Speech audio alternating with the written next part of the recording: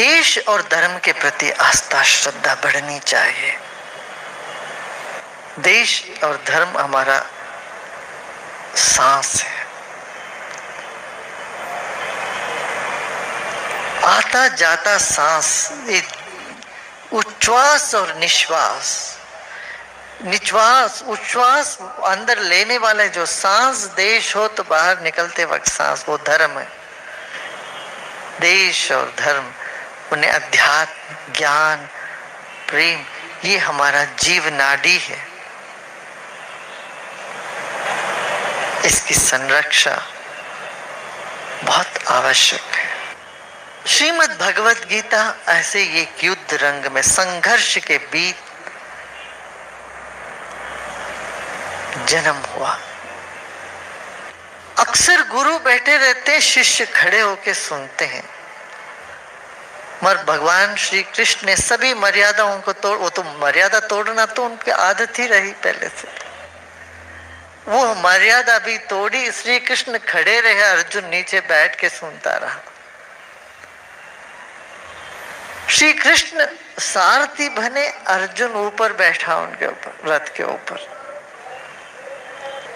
अक्सर गुरु की सेवा करते, गुरु शुश्रूषा या विद्या कहते हैं, मगर यहाँ शुश्रूषा किसने करी? सेवा।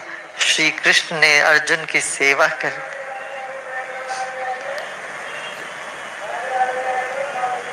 आप देखोगे भगवान कृष्ण खड़े हैं, अर्जुन बैठा है। आप जितना जाओगे गहराई में, गीता उतना ही आपको अमृत बरसाती है, रास्ता दिखाती है। ज्ञान की चर्चा नहीं है गीता, ये जीवन का संगीत है गीता। जीवन की सांस है गीता, जीव नाडी है गीता। विचार से सूक्ष्म है भाव, भाव से सूक्ष्म है भगवान, भगवत्ता। तो भगवान कहते हैं त्रैगुण्य विषया वेदा निस्त्रैगुण्यो भवार्जुना निर्द्वंद्वो नित्य सत्वस्तो निर्योग क्षेम आत्मवान। ये त्रिगुणात्मा, त्रिगुणमयी प्रकृति है, वेद इसी के बारे में बात करते हैं। त्रैगुण्य विषया वेदा निस्त्रैगुण्यो भवार्जुना, ये ध्यान का पूरा प्रक्रिया है। ये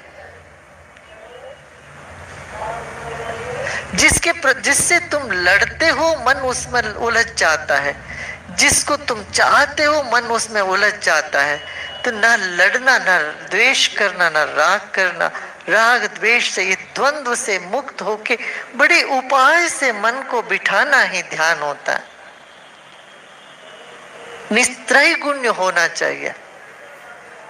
ध्यान में बैठे कोई अच्छे अच्छे ख्याल आते हैं तो हम पकड़ के बैठ जाते हैं, वो बहुत बढ़िया ख्याल है, बहुत सुंदर दृश्य दिख गया, प्रकाश दिख गया। प्रकाश को पकड़ने की चेष्टा करोगे तो बिल्कुल ध्यान नहीं होगा, चौपट हो जाएगा, ध्यान नहीं हो पाएगा। इसलिए अच्छा ख्याल, ख्याल ही है।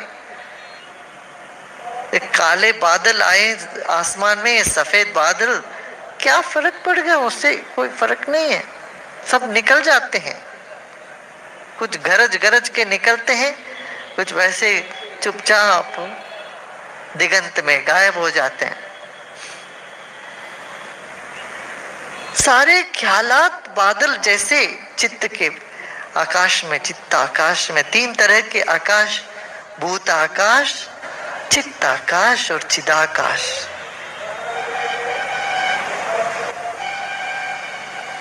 ये जैसे आकाश है, आंख बंद करके देखो क्या दिखता है? कुछ भी नहीं, आकाश। इस आकाश में, चित्त आकाश में विचार घूमते रहते हैं, कभी अच्छे कभी बुरे, कभी कुछ कभी कुछ।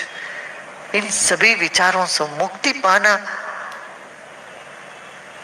एक चाह है, एक तड़प है हर एक जीव का।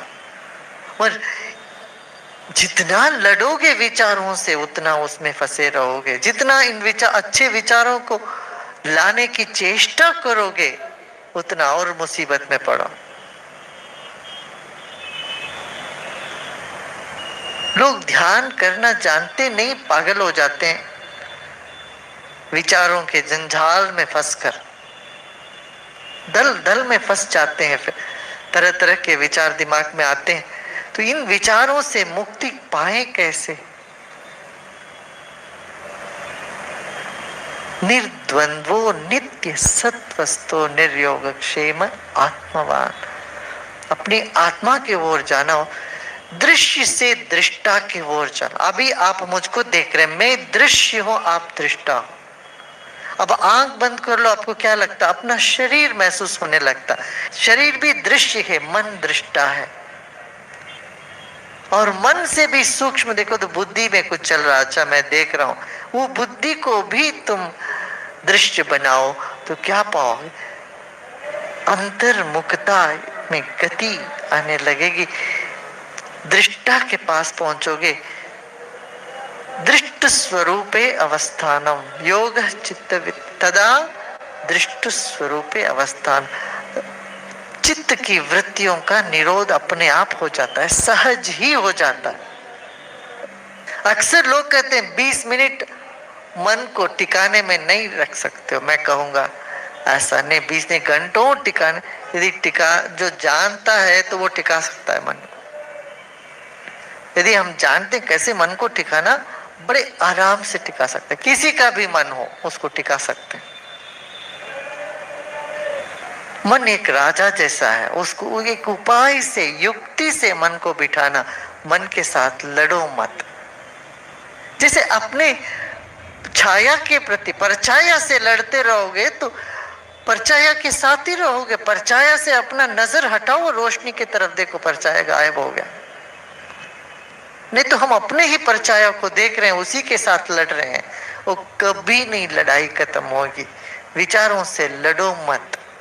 त्रैगुण्य विषया वेदा निस्त्रैगुण्यो भवार्जुना। ये तीनों गुणों के परे जाओ अर्जुन। निर्द्वंद्वो नित्य, तब क्या होता है? तुम्हारे सारे द्वंद्व खत्म हो जाते हैं। गुणों में हमेशा द्वंद्व बना ही रहा, वो उसका स्वभाव है। गुणों के परे जाने से क्या होता?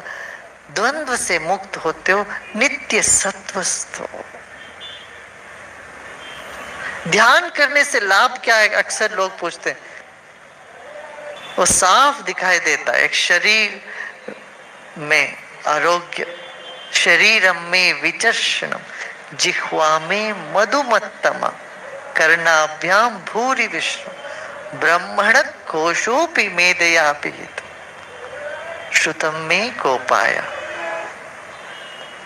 हमारा शरीर विचर्षण हो रहा था।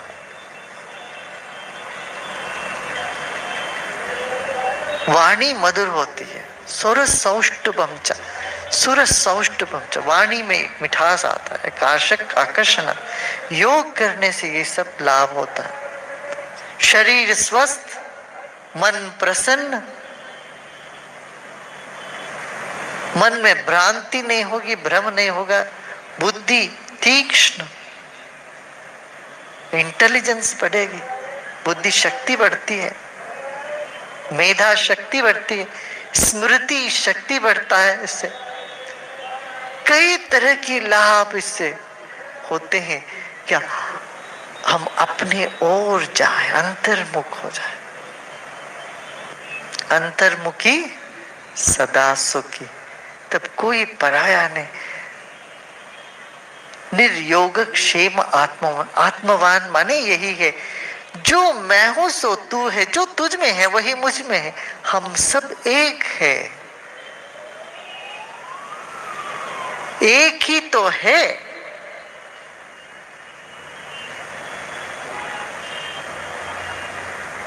दो मान लिया, है तो एक। निर्योग क्षेम आत्मवान, ऐसा यदि हम जब जान लेते हैं अनुभव से, तब सारे वेद शास्त्र पुराण कुरान ये सब का कोई ज्यादा काम नहीं है। यावनर्थ उदापाने सर्वत्र संप्लुतो देखे तावान सर्वेषु वेदेषु ब्राह्मणस्य विजानत। जो जान लेता है कि है यही सत्य, वाह ये है बात, तब उनके लिए सारे शास्त्र कैसा है। जब चारों ओर पानी है, उनको कुएं में से पानी निकालने का क्या दरकार है। जब सूरज का इतना बढ़िया प्रकाश है, तब मोमबत्ती जलाने का क्या जरूरत है।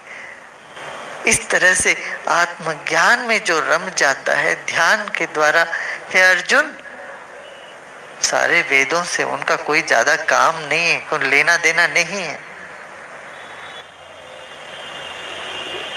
आत्मज्ञान बिना सब झूठा, क्या काबा क्या काश, कबीरदास ने भी कहीं कहा। आत्मा कोई वस्तु नहीं है, कोई चीज नहीं है, कोई कहीं से उतर के नहीं आती है। दृष्टा ही आत्मा है, मैं हूं यही आत्मा। इस सब का अनुभोक्ता ही आत्मा है। तब कहते हैं अच्छा आत्मज्ञान हो गया, अभी क्या करें हम, चुप रहे, कुछ नहीं करना है। नहीं, कर्मण्येवाधिकारस्ते मां फलेषु कदाचन मां कर्म फल हेतुर्भू माति संगोस्व कर्मणि। ये तो बहुत सुना है आप लोगों ने, इसकी व्याख्या तो हर आदमी जानता है, और कोई मंत्र और कोई श्लोक जानता ही नहीं जानता है। ये तो जरूर सब जानते हैं कि कर्मण्येवाधिकारस्ते मां फलेषु कदाचन। कितने लोग इस श्लोक को सुना है, जानते? हाथ उठाना जरा देखता हूं। देखो, बातों बातों में कहते रहते हैं मां फलेषु कदाचन, मेरा कोई फल में मेरा कोई अधिकार नहीं है। प्रयोजनम अनुद्देश्य मंदोपि न प्रचलति। प्रयोजन, ये वो कोई उद्देश्य के बिगाड़ एक तिनका भी नहीं हिलता। मंद बुद्धि वाला व्यक्ति भी कुछ नहीं करेगा जिससे यदि प्रयोजन नहीं होता हो तो। अब भगवान कृष्ण क्या कहते हैं, बिल्कुल कर्मण्येवाधिकारस्ते मां फलेषु कदाचन। कर्म करने में तुम्हारा अधिकार है, तुम कर्म करते रहो, फल की चिंता मत करो। ऐसा नहीं ये निष्फल होएगा तुम्हारा कर्म, ऐसा कभी नहीं बोला। उस पर अधिकार मत मानो। जिस पर हम अधिकार जताने की चेष्टा करते हैं तब हम कम कर्म करने में पीछे हट जाते हैं, पीछे रह जाते हैं। अधिकार है मान के चलने वाले काम कर भी लेते हैं, अधिकार मांगने वाले हमेशा पीछे रहते हैं। लोग कहते हैं मुझे अथॉरिटी दो। अरे कोई तुम्हें कोई अथॉरिटी दे, अधिकार दे, तब तुम काम करोगे। अधिकार की चाह कमजोरी का लक्षण है। आत्मस्थ व्यक्ति अपने आत्मबल से चलेगा, अपने आत्म में जानता, कोई किसी से मांगेगा ना अधिकार दो, फल दो। फल का अधिकार, फल का अधिकारी है ही, अधिकार मांगेगा नहीं। कर्मण्येवाधिकारस्ते मां फलेषु कदाचन। अपना कर्म करो, 100% अपना लगाओ उसमें ताकत, और बाकी ईश्वर पर छोड़ दो। जब हम 100% किसी काम में लग जाते हैं, उसमें सफल होते हैं कि विफल होते हैं कि उसका कोई मतलब नहीं था, हमने तो अपना 100% लगा दिया, उसी से मुक्ति मिल जाती, तृप्ति हो जाती है। तृप्ति भी मिलती है, मुक्ति भी मिल जाती है उससे। मगर थोड़ा थोड़ा सा सोच सोच के लगाते, कुछ काम करते नहीं करते, फिर आगे पीछे बहुत वो करते हैं, तो फिर संशय खा जाता, एक तरह का संदेह खाने लगता, सताने लगता है आपको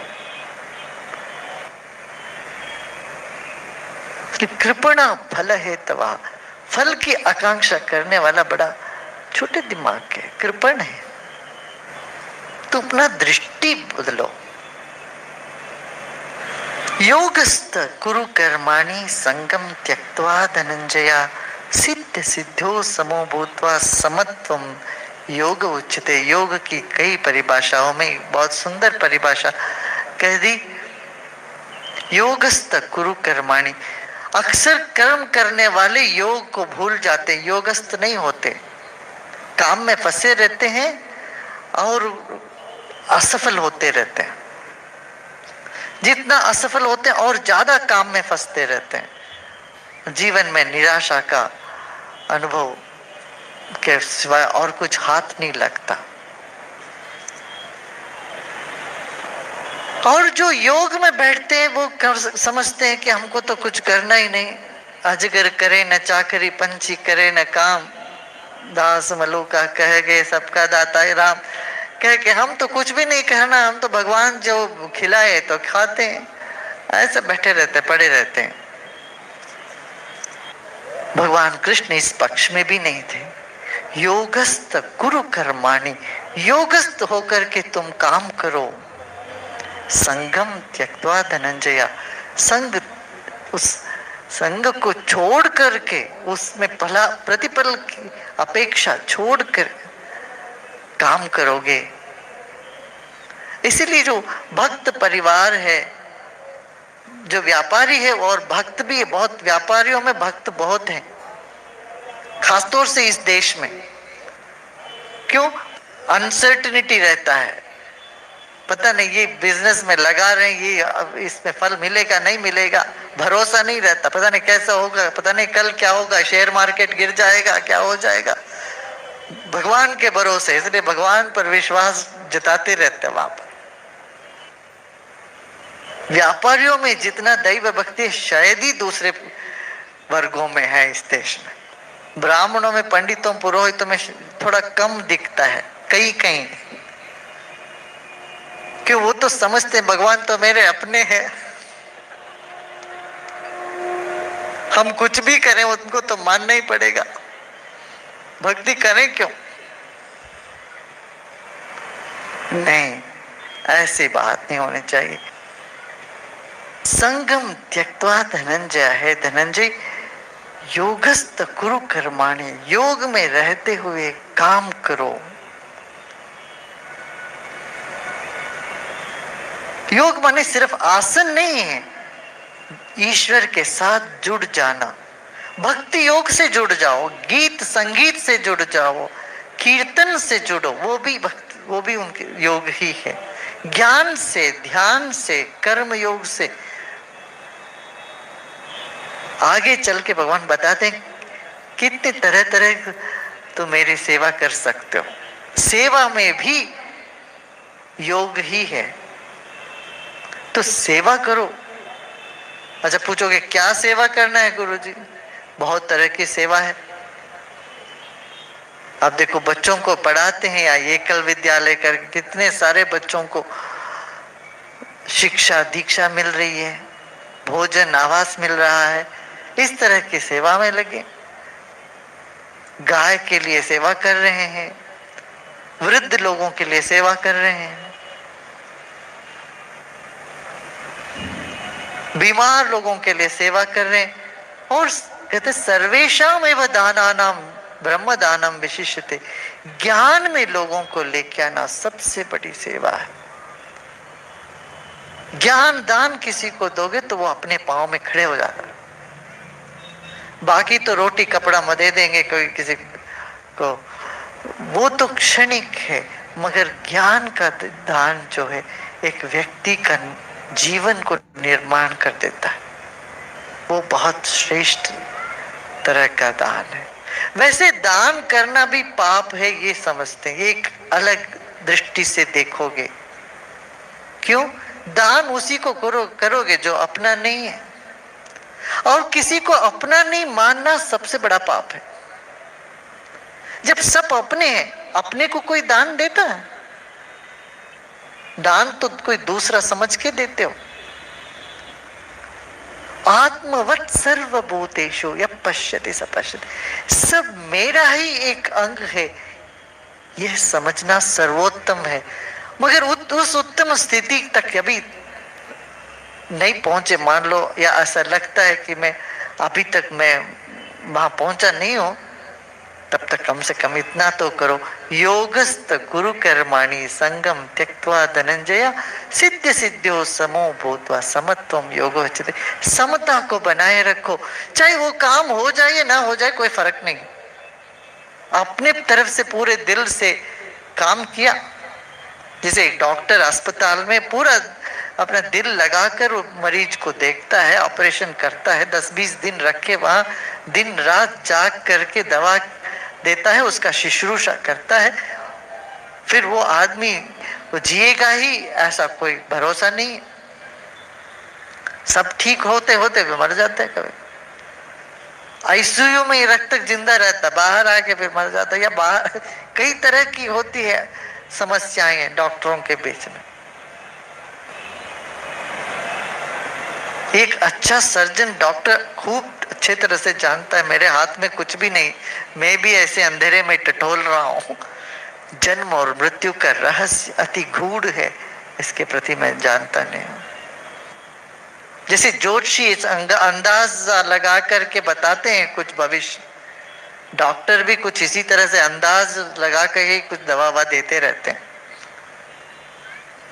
100-200 लोगों को हो गया तो फिर वो समझते हैं औरों को भी हो जाएगा, पर उनको पता है, उनके दिल में वो यदि पूछते हैं, हर डॉक्टर, हर एमडी, चाहे एमडी हो या डीएम हो, वो जानता है दिल के, अपने दिल में कुछ ऐसी बात है जो हम नहीं, रहस्य है, वो निर्वेद है, वो जान नहीं सकते, ऐसा कुछ है, उसी को भगवान के भरोसे छोड़ देते।